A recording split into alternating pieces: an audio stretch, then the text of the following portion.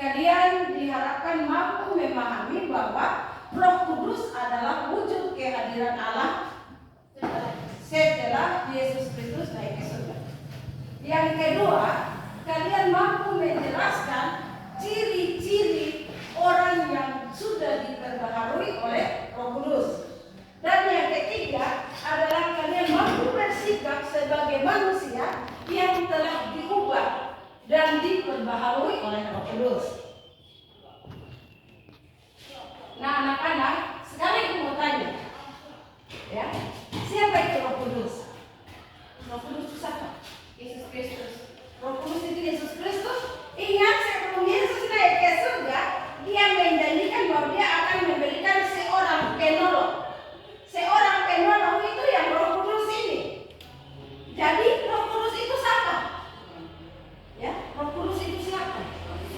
Seorang penolong atau juru selamat. Juru selamat Yesus Kristus. Kalau Roh Kudus, juru selamat itu Yesus Kristus. Ya, dia adalah juru selamat kita. Roh Kudus itu penolong. Ya, penolong. Nah, saya penasaran, ini tidak ada yang tahu. Kalian sering ke gereja? Sering. Pernah di gereja ada pengakuan iman rasuli tidak? Ada. Dalam pengakuan iman rasuli itu Roh Kudus adalah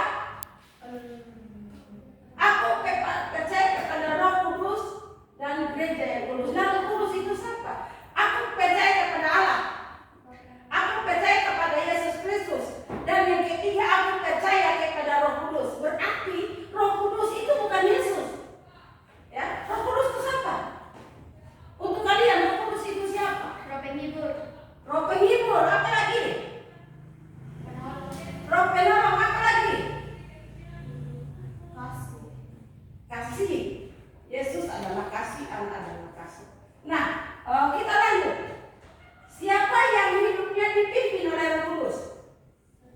Siapa yang hidupnya dipimpin oleh Roh Kudus? Kita semua. Ya? Semua. Kita. Ya, oke, kita semua dipimpin oleh Roh Kudus.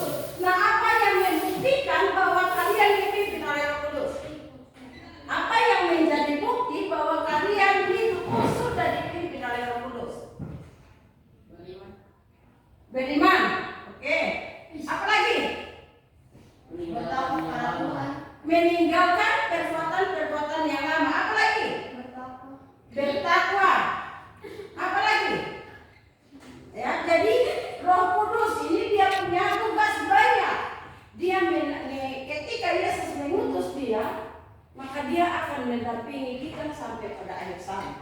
Oke, ini setelah kita mempelajari materi ini diharapkan bahwa kita mampu melahirkan keyakinan yang kuat akan Roh Kudus, bahwa Roh Kudus itu ya dalam kehidupan kita orang beriman, Roh Kudus itu memberikan kekuatan, Roh Kudus itu mengubah, dan Roh Kudus itu memperbaharui hidup kita. Terutama orang beriman itu dituntut untuk mampu bersikap sesuai dengan apa yang dikerjakan oleh Roh Kudus dalam kehidupan kita. Nah, pekerjaan Roh Kudus dalam kehidupan kita adalah yang pertama dia menguatkan. Ya, dia menguatkan. Kemudian dia menguatkan artinya kita yakin bahwa Yesus Kristus adalah Tuhan, karena itu pekerjaan Roh Kudus. Ya.